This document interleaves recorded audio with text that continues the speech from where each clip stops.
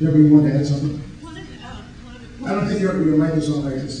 No, you don't need to do something. Back here. There you go. One of the points Jeff made, I think you all should be aware of, that most of the major banks and servicers record all of their inbound and outbound calls. And one of the reasons be careful now, you might get some late night calls you don't want to record them. Well, some of the calls are interesting, but one of the reasons why that's done is a lot of us have developed incentive plans for our loan counselors or collectors. And that incentive plan is not based, some companies do it, they're doing dollars collected, you can translate that. A lot of the companies have done the paradigm shift and they're looking at how many repayment plans did this counselor do? Did he offer or she to work out options? Was she courteous, knowledgeable, friendly? And the incentive plans aren't just based on the number of workouts that collector can do, but the incentive plans often contain a provision like ours if there was one rude, short-tempered, bad call, they don't get the incentive for the month. So for the month. Well, the month. I can hear that. I can hear that very clearly. That right. They lose money in that way, and they all know they're being recorded. So when you create the culture where people know this is what's expected, and you reward them for what's expected, and you kind of punish them for what they shouldn't be doing, you can start changing the kind of calls that you get. The information presented here is absolutely perfect. I've heard borrowers call a collection area, they're treated rudely, they're laughed at. These kinds of things I know go on. So we have to change the culture of the collection areas, in the loss net areas, all areas, so that when a borrower calls, they won't be fearful of being embarrassed or laughed at. We think one of the reasons why we're not getting a lot of those calls is because of prior treatment. Absolutely. I can see how that could get in somebody, tell somebody else in the neighborhood, this is what happened to me, and then it's already conditioned in them not to go that route. Excellent way to try to change the culture. Dean. I would just confirm that from the counseling perspective, what we're starting to hand earlier, there are a lot of servicers represented here today.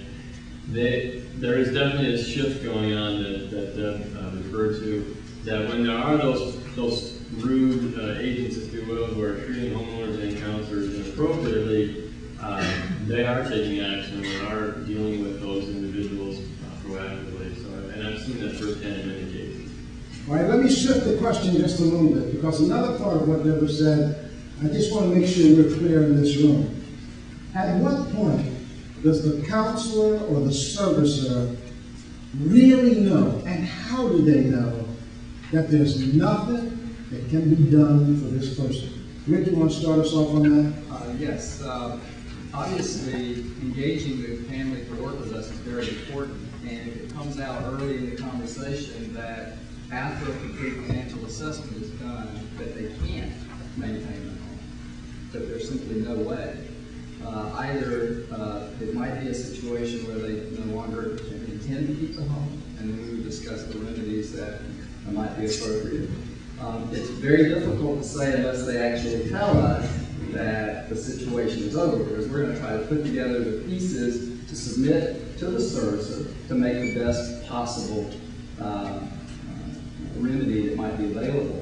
So it's early on, if it was identified that they did not want to keep the home, then of course we would talk about the possibilities of things that could happen, the relocation, if there are children involved, other agencies, tax deficiencies and other things that might be going on. Okay.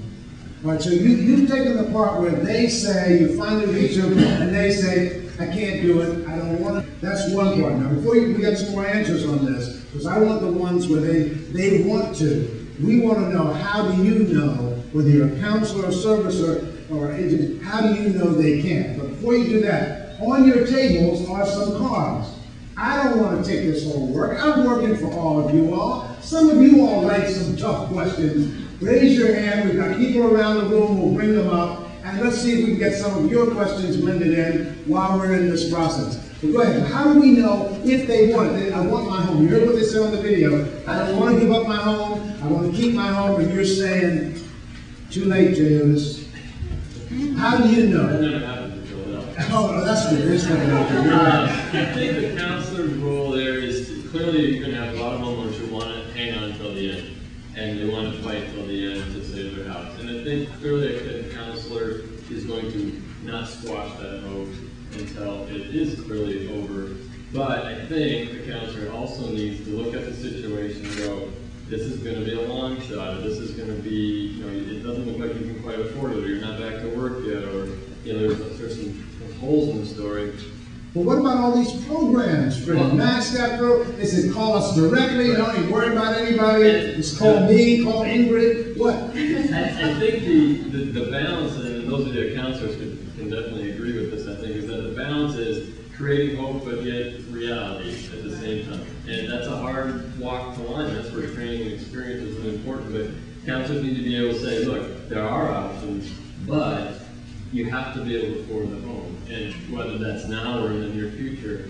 And that can be a tough line to walk from a counsel perspective. You want back in? Yeah, it's got to be very realistic. You don't want to set a family up. You don't want to get their hopes up that it's going to work. And I agree with Dean. If it looks like it's not, you're realistic on the front end. But whatever you present is based on the financials. It's based on those circumstances of that family. And if there's any way possible that it looks like it can work after you've made a thorough assessment, we're going to present that to the servicer, and with the caveat to the family that we're going to give it the best shot. All right, I'm going to press you just a little bit harder than you might expect. Because I'd like to know what criteria would lead you to say to me, just think in your head, because you're my counselor, you're my connect. You may not have said it to me. You're still coaching, yeah, Jay, you keep trying, buddy. You keep going out there every day. Something's going to happen. It's only 3 days left, but keep going. But what in your head says Jay's not going to make it? What specific? Give us a couple of specifics, because some of these counselors may, and some of the servicers may agree or disagree with you. Just give me a couple of examples. Well, let's say that you're $300 underwater completely. We cut everything we can in the budget. We've reviewed your financial assessments. Let's say we've even gone back to the servicer, and there's no way that a modification is a possibility.